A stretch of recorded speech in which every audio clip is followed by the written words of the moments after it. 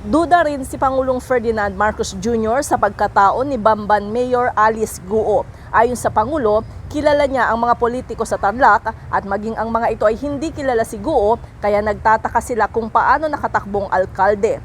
Sang-ayon si Pangulong Marcos na dapat maimbestigahan si Guo at ang umano'y pagkakasangkot nito sa Pogo.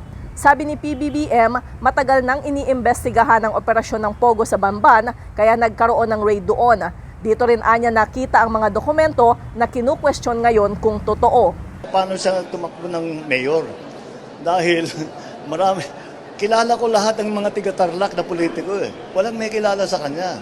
Kaya nagtataka kami kung saan nanggaling ito, bakit ganito ito, hindi namin malaman. Kaya kailangan talagang imbestigahan. So kasabay sa Bureau of Immigration, pati siguro may mag-question na ng kanyang citizenship. Yun, lahat iimbestigahan natin yun. Kasama ang investigasyon ng mga hearing na ginagawa ng Senado.